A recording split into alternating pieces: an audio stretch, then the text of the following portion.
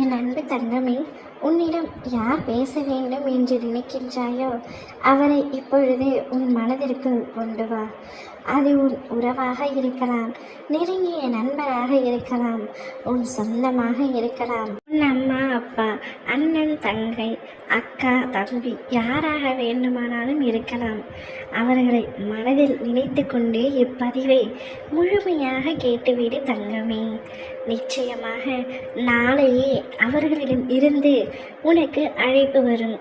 நீ ஏதாவது ஒரு தவறு செய்துவிட்டு அவர்களை பிரிந்து இருக்கின்றாய்.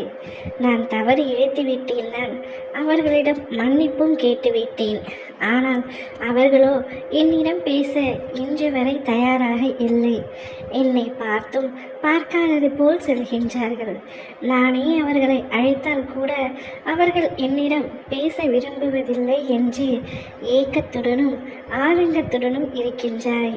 உன்னுடைய ஏக்கம் அனைத்தையும் நான் அறிவேன் தங்கமே.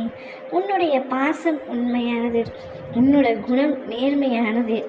ஆனால் சிறு இடத்தில் நீ செய்த தவறினால் அது இப்பொழுது இந்த அளவிற்கு உன்னை பாதித்திருக்கின்றது. அவர்களும் உன் மீது அளவு கடந்த அன்பு வைத்திருப்பவர்கள்தான். ஆனால் நீ செய்த சிறு தவறை அவர்களால் தாங்க முடியாமல் இன்று வரை உன்னிடம் மனம் விட்டு பேச முடியாமல் தவித்து கொண்டிருக்கின்றார்கள். அவர்களுக்கு பேச வேண்டும் என்ற எண்ணம் இருந்தாலும் யாரோ ஒருவர் அவர்களை தடுத்து கொண்டிருக்கின்றார். கவலை வேண்டாம் தங்கமே. நீ பேசும் நபர், நீ விரும்பும் நபர் யாராக இருந்தாலும் அவர்களை உன்னிடம் நான் பேச வைக்கின்றேன். அவர்களை மட்டும் மனதிற்குள் நினைத்து கொண்டே இந்த நாளை நீ கழித்து கொண்டே வா. நிச்சயமாக நாளையே நான் அவர்களை உனக்கு அழைத்து பேச சொல்கின்றேன். நிச்சயம் நாளை நீ சந்தோஷப்படும்படியான நாளாக இருக்கப் போகின்றது. குறித்து வைத்துக்கொள். உன் அப்பா நான் வாக்கு தவற மாட்டேன். சொன்னதை நிச்சயமாக செய்து காட்டுவேன்.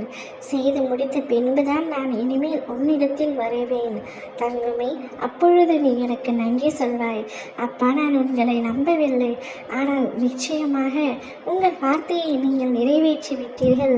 நான் எப்படி உங்களுக்கு நன்றி சொல்வது என்றே தெரியவில்லை என்று கண்ணீருடனும் ஒரு பக்கம் சந்தோஷத்துடனும் நீ எனக்கு நன்றி சொல்ல போகின்றாய். உன்னுடைய நன்றியை உன் மனதிற்குள் வைத்துக்கொண்டு என்னுடைய நாமத்தை ஜபித்து கொண்டே இரு. நிச்சயமாக உன்னை நான் நல்வழிப்படுத்துவேன். உனக்கான சந்தோஷம் எதுவென்று தேடி தேடி உனக்கு நன்மை பயணிப்பேன்.